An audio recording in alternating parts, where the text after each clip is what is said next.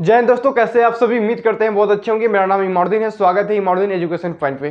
दोस्तों, जितने भी छात्र छात्रा इस बार क्लास 10th पास किए हैं, आगे सोच रहे हैं, कंफ्यूजन में है कि आगे क्या करें, तो आज की इस वीडियो में मैं आपको बताऊंगा कि 10th के बाद आप क्या करें।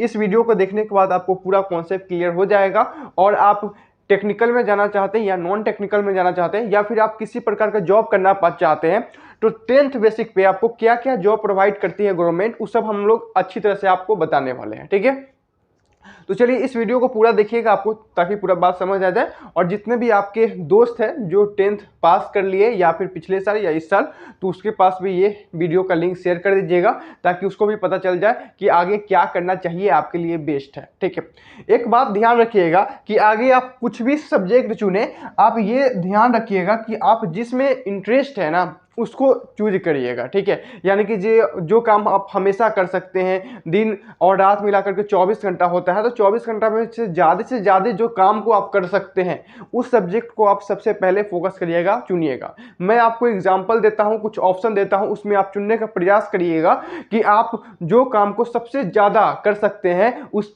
सब्जेक्ट को आगे आप चुनिएगा। और 11th हो या 12th हो, ठीक है, या फिर आप पॉलिटेक्निक करें या ITI करें, ये सब क्या होते हैं पहले आप समझिए। ठीक है, देखिए अगर हम बात करते हैं आपको कि 10th के बाद क्या करें, ठीक है, ये 10th के बाद क्या करना चाहिए, ये अभी लाखों स्टूडेंट के दिमाग में ये सवाल आ रहे हैं। ठीक है, तो आप सबसे रिक्वेस्ट है कि जितने भी छात्र छात्राएं आपके दोस्त हैं जो क्लास 10th का एग्जाम क्रॉस किए हैं, यानी कि दे करके पास कर गए हैं, अच्छे मार्क्स से पास किए होइएगा। आई होप कि मैं ये वादा करता हूँ इस वर्ष से। ठीक है, चलिए तो देखिए ये आपका जो सवाल है इस पर हम लोग बात करते हैं। ठीक है, देखिए यहाँ पे आपको दो ऑप्शन मिलेंगे। पहला तो आपको ये मिलेंगे कि टेक्निकल, दूसरा ऑप्शन मिलेंगे नॉन टेक्निकल। ठीक है, टेक्निकल में आपको सबसे पहले आ जाएगा पॉलिटेक्निक, दूसरा आ जाएगा ITI। नॉन टेक्निकल में देखा जाए तो सबसे पहले आपको आ जाएगा ISC। ISC कहने का मतलब कि इंटरमीडिएट ऑफ इंटर साइंस से करें। ठीक है, इंटर जो होता है वो साइंस से करें, इंटरमीडिएट ऑफ साइंस। दूसरा आपका आता है आईए का फुल फॉर्म होता है इंटरमीडिएट ऑफ आर्ट्स। ठीक है, आर्ट्स से करें। और तीसरा होता है आपका कॉमर्स, यानी कि ICOM। ये आपका डिग्री आगे आप पढ़ाई करना चाहते हैं तो ये आपके ऑप्शन होंगे। इसके अलावा भी आपको पैरामेडिकल का कुछ कोर्सेस होता है, जो मेडिकल डिपार्टमेंट में ज़्यादा जानना चाहते हैं तो पैरामेडिकल का कोर्स होता है, वो मैं अगले वीडियो में डिस्कस करूंगा। अगर आप जाना चाहते हैं पैरामेडिकल में तो आप कमेंट करिएगा, मैं जल्द से जल्द आप सभी के लिए वीडियो बना दूंगा, पूरा विस्तार से बताऊंगा। ठीक है, आगे अगर हम बात करते हैं तो जॉब। ठीक है, जॉब बहुत बड़ा इंपॉर्टेंट होता है कि जो बच्चे मीडियम क्लास से होते हैं, जो बच्चे लोअर मीडियम क्लास फैमिली से होते हैं, उनको क्या होता है, एक बेहतर सा जॉब होना बहुत ज़रूरत होता है, जिससे वो अच्छा खासा सैलरी अर्न कर सके।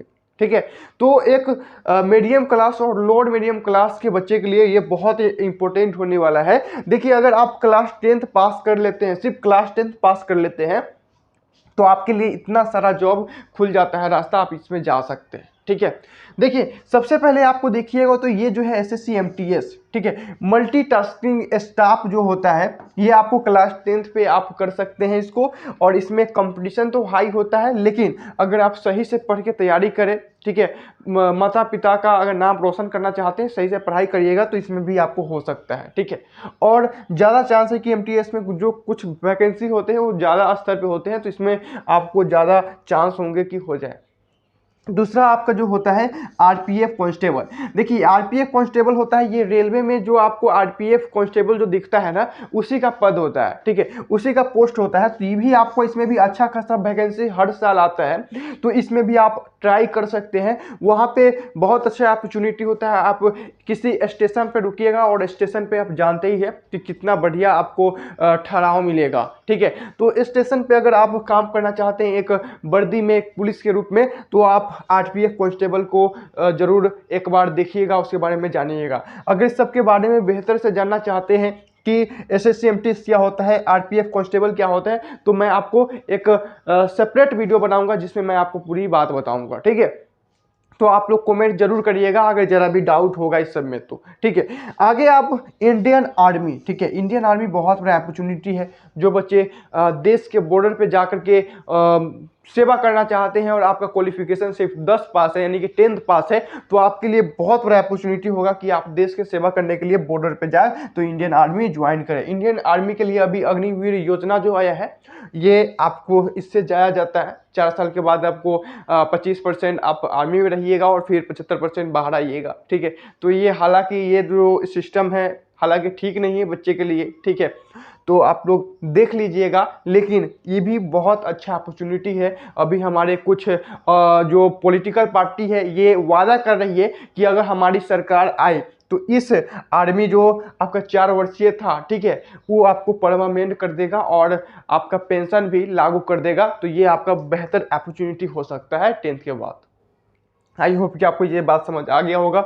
उसके बाद आगे जॉब में देखिएगा तो बीएसएफ आ जाएगा, सीआरपीएफ आ जाएगा, ठीक है, सीआईएसएफ हो जाएगा और सीआरपीएफ आ जाएगा। और एसएससी जो कांस्टेबल होता है जीडी में, इसमें आपको कम से कम 10 से 12 पोस्ट होते हैं जो यही सब होते हैं। उसमें आप अच्छे अपॉर्चुनिटी के साथ आप बहाली कर सकते हैं। एसएससी कांस्टेबल जो होता है इसमें मानी भारी लेवल पे वैकेंसी खाली होता है 25,000 30,000 ऐसे, तो उसमें आपको बड़ा अपॉर्चुनिटी मिलेगा।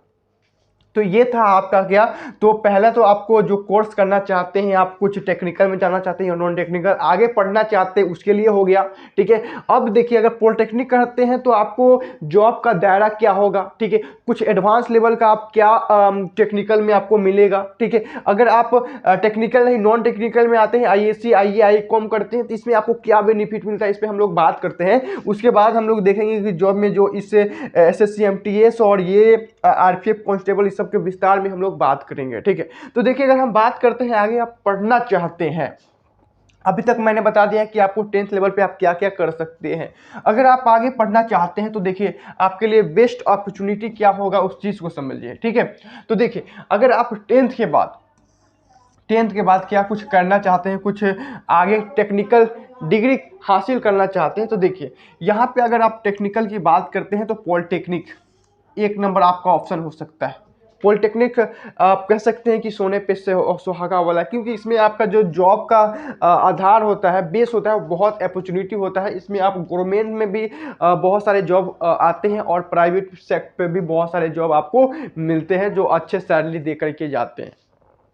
ठीक है, अगर आप पॉलिटेक्निक करते हैं तब पॉलिटेक्निक करने का आपको क्या होता है कि एक गवर्नमेंट कॉलेज होता है, ठीक है, एक प्राइवेट कॉलेज होता है। ठीक है, अगर हम बात करते हैं गवर्नमेंट कॉलेज का, तो गवर्नमेंट कॉलेज आपके बिहार जो बिहार के अंदर आते हैं जो गवर्नमेंट कॉलेज, उसको इंट्रेंस एग्जाम दे करके आपको उसमें एडमिशन लेना होता है। ठीक है, वहीं अगर हम बात करते हैं आईटीआई का, तो देखिए आईटीआई एक आपका डिग्री नहीं है, हालांकि ये अगर आप पॉलिटेक्निक करते हैं तो 12th का डिग्री मिल जाता है, 12th करने की जरूरत नहीं होता है, आप डायरेक्ट ग्रेजुएशन कर सकते हैं या फिर बीटेक कर सकते हैं। लेकिन आईटीआई में ऐसा नहीं होता है, क्योंकि आईटीआई का फुल फॉर्म होता है industry training academy, industrial training institute होता है। ठीक है, तो ये आपका सिर्फ एक क्या देता है, डिग्री देता है, एक सर्टिफिकेट देता है आईटीआई, जिससे आप आगे चल के रेलवे में एक प्रसिद्ध वैकेंसी निकलता है एएलपी का, ठीक है, असिस्टेंट लोको पायलट का। वहाँ पे अगर आप आईटीआई करे रहिएगा तो आप वहाँ पे डायरेक्ट फॉर्म भर के आप जॉब ले सकते हैं। हालांकि पॉलिटेक्निक वाला भी वहाँ पे फॉर्म भर सकता है, लेकिन अगर आप देखा जाए तो जो पॉलिटेक्निक होता है ये 3 ईयर का होता है। ठीक है, 3 ईयर का होता है। अगर हम आईटीआई की बात करें तो 2 ईयर का होता है। ठीक है, तो ये आप देख सकते हैं कि यहाँ पे 2 साल में आपका हो रहा है और यह 3 साल के हो रहा है। अगर आप 10th के बाद डायरेक्ट आईटीआई कर लेते हैं, उसके बाद रेलवे में जाना चाहते हैं तो असिस्टेंट लोको पायलट आप बन सकते हैं 2 साल के बाद ही। अगर आप पॉलिटेक्निक करते हैं तो उसी जॉब को 3 साल के बाद करने के लिए आप एलिजिबल होइएगा। तो ये आपके फ़ायदे होंगे, ये आपको टेक्निकल हो गए। ठीक है, और ध्यान रखिएगा कि अगर पॉलिटेक्निक करते हैं तो 12th आगे करने की जरूरत नहीं है, डायरेक्ट आप बीटेक कर सकते हैं, यानी कि जो आपको बैचलर डिग्री होता है उसमें एडमिशन ले सकते हैं। ठीक है, अब ध्यान रखिएगा कि ये आपका टेक्निकल है। वही बात करते हैं नॉन टेक्निकल का, तो देखिए नॉन टेक्निकल में सबसे पहले आता है आईएससी। आईएससी होता है इंटरमीडिएट ऑफ साइंस। इससे आप क्या करिएगा, इसमें कुछ सब्जेक्ट होता है। साइंस में आपका 2 ब्रांच होता है, एक तो आपका मैथ्स का होता है, दूसरा आपका बायो का होता है। वहीं अगर हम बात करते हैं मैथ्स का, ठीक है, अगर हम बात करते हैं मैथ्स का, तो मैथ्स में आपको सब्जेक्ट लेना होता है पीसीएम, फिजिक्स केमिस्ट्री मैथ। ठीक है, तो पीसीएम अगर आप आगे लेते हैं तो ये भी बहुत बड़ा अपॉर्चुनिटी है, आगे के चल के आप फिर से पॉलिटेक्निक कर ले या फिर आप बीटेक कर ले, जो कि आपको जॉब का पूरी क्या होता है, भंडार होता है प्राइवेट से लेके गवर्नमेंट तक। ठीक है, इसमें आपको बहुत सारे लक्ष्य होता है। ठीक है, लेकिन आप हड़बड़ाइएगा नहीं, अगर आप आर्ट्स भी लेना चाहते हैं तो उसके लिए बताते हैं उसके लिए बेस्ट अपॉर्चुनिटी क्या होता है। ठीक है, तो आप जिस काम को, एक बात याद रखिएगा, अगर जिस काम को आप हमेशा कर सकते हैं या फिर टेक्निकल क्षेत्र में जाना चाहते हैं तो टेक्निकल को अपनाइए। अगर आप बहुत सारे एफर्ट लगाना चाहते हैं, बहुत सारे क्वेश्चन लगाना चाहते हैं, तो यहाँ पे आपको पीसीएम फिजिक्स केमिस्ट्री मैथ का आपको अच्छे से तैयारी करना पड़ेगा, तब जाके आप आईएससी करिएगा, इंटरमीडिएट ऑफ साइंस। वहीं अगर हम बात करते हैं आपका, देखिए यहाँ पे मैथ्स का बात किए थे, एक क्या होता है आपका बायो का होता है। ठीक है, तो बायो होता है, बायो अगर आप लेते हैं तो आगे आपको मेडिकल में जाने का आपको ऑप्शन बना रहता है। ठीक है, मैथ्स लेते हैं तो आगे आपको इंजीनियरिंग में जाने का ऑप्शन बना रहता है, अगर आप बायो लेते हैं तो आगे मेडिकल में जाने का ऑप्शन बना रहता है। आप आगे चल के नीट का एग्जाम लिखिएगा। ठीक है, नीट का पेपर दीजिएगा तो आगे एमबीबीएस जो डॉक्टर बड़े बड़े पोस्ट होते हैं उस सब में आप एडमिशन ले सकते हैं बड़े बड़े कॉलेज में। अब ये सब का दायरा क्या होता है, कॉलेज क्या होता है, वो सब हम लोग बात करेंगे अगले वीडियो में, लेकिन उसके लिए आपको कमेंट करना पड़ेगा कि हमको मेडिकल के बारे में अच्छी तरह से बताइए। ठीक है, यहाँ पे हम बात करते हैं सिर्फ मैथ्स और बायो का। जो आप मैथ्स लेते हैं तो आगे आपका टेक्निकल यानी कि इंजीनियरिंग में काफ़ी अपॉर्चुनिटी रहेगा, बायो लेते हैं तो आपको मेडिकल में जाने का अपॉर्चुनिटी बना रहेगा। ठीक है, वहीं अगर आप आईए करते हैं, ठीक है, तो आईए में आपका क्या होता है कि जो जनरल सोशल साइंस होता है, ठीक है, जैसे कि पॉलिटिकल साइंस, हिस्ट्री, जियोग्राफी, ठीक है, ये सब जो सब्जेक्ट होता है ये आपके आर्ट्स में आते हैं। ठीक है, होम साइंस, ठीक है, और साइकोलॉजी, ये सब क्या है आपका आर्ट्स का चीज़ है, जो कि अगर आप किसी भी गवर्नमेंट एग्जाम की तैयारी करते हैं तो यही सब सब्जेक्ट से आपको अधिकतम सवाल पूछे जाते हैं। ठीक है, तो अगर आप गवर्नमेंट जॉब के लिए तैयारी करते हैं, जनरल कंपटीशन की तरफ जाना चाहते हैं और जल्द से जल्द आप नॉलेज बेहतर करके आप क्या करना चाहते हैं, जॉब हासिल करना चाहते हैं, तो आपके लिए बेस्ट अपॉर्चुनिटी आपको आईए करना होगा।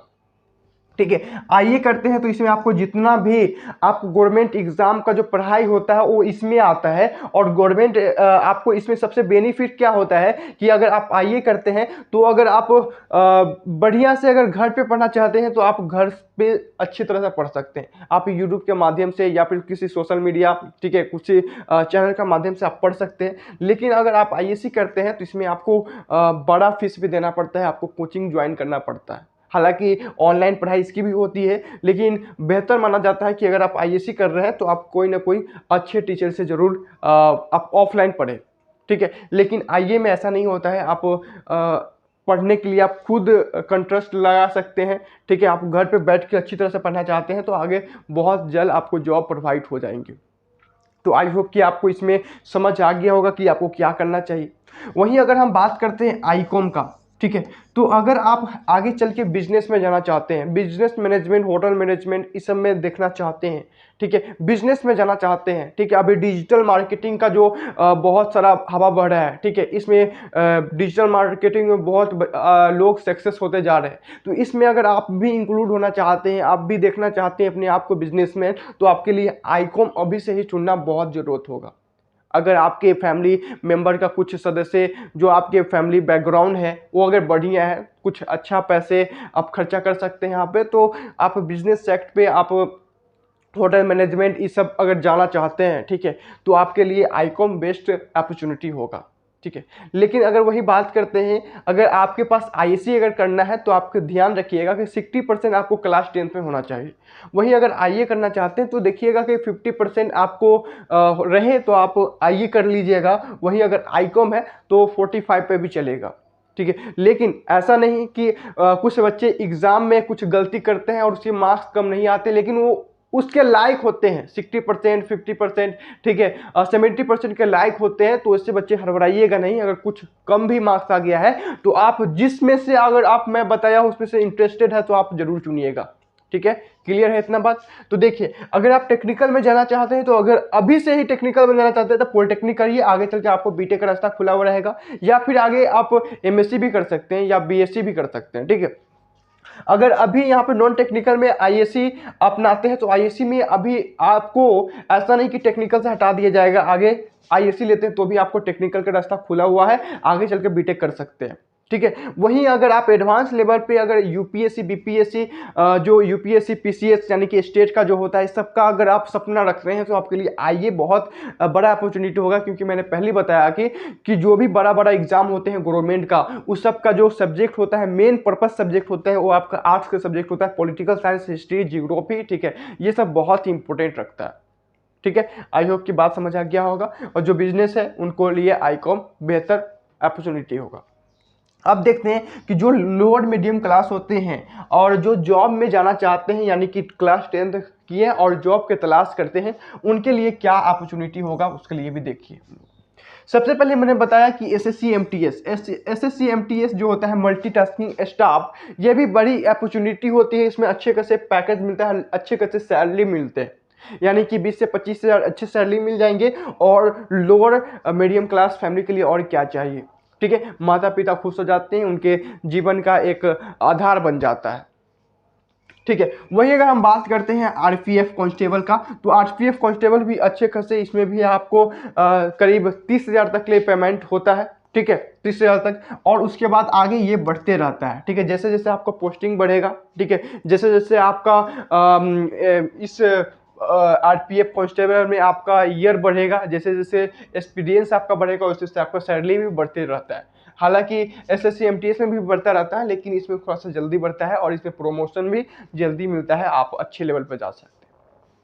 ठीक है, वही अगर हम बात करते हैं इंडियन आर्मी का, तो इंडियन आर्मी का जो अभी तक का जो इसमें स्टेटमेंट दिया जा रहा है अग्निवीर का, तो अग्निवीर का अभी 21 या 22 हज़ार से स्टार्ट है सैलरी, लेकिन ये भी अच्छे सैलरी दे रहा है आपको।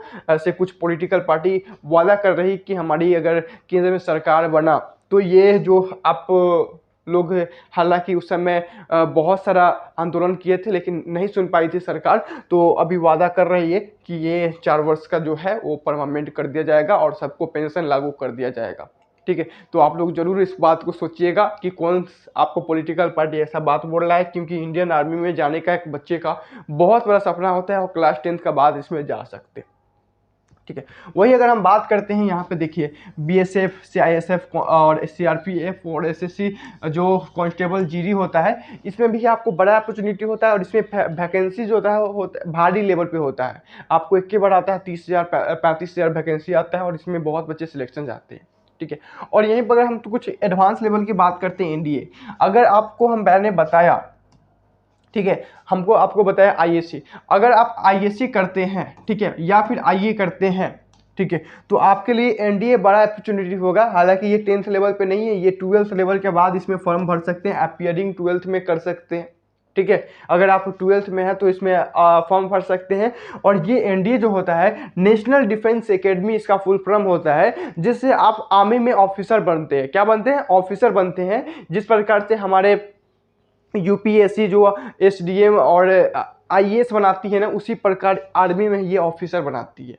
ठीक है, इसमें आप डायरेक्ट से लेफ्टिनेंट बन जाते हैं, ये अगर एनडीए करते हैं तो ये थोड़ा एडवांस लेवल का हो गया। तो अगर आप आईएससी करते हैं या आईए करते हैं, आईए करिएगा तो आप ध्यान रखिएगा सिर्फ आप आर्मी में जा सकते हैं। ठीक है, अगर आप आईएससी कर सकते हैं तो आप नेवी और एयरफोर्स दोनों में जा सकते हैं। तो ये आपका था क्लास 10th के लेवल पे आप क्या क्या कर सकते हैं, क्या रिसोर्सेस होता है जो आप बेहतर जॉब प्रोवाइड कर सकते हैं, बेहतर जॉब हासिल कर सकते हैं। तो ये आपका रिसोर्सेस था। तो आई होप कि आपको ये बात समझ आ गया होगा सारी चीज़ कि आगे आपको क्या करना चाहिए। तो इस वीडियो को आप एक लाइक कर दीजिए प्यारा सा, और अपने दोस्तों में शेयर कर दीजिए, और आगे किस टॉपिक पे आप वीडियो चाहते हैं वो कमेंट करके जरूर बताइएगा। मिलते हैं नेक्स्ट वीडियो में, तब तक के लिए जय हिंद जय भारत।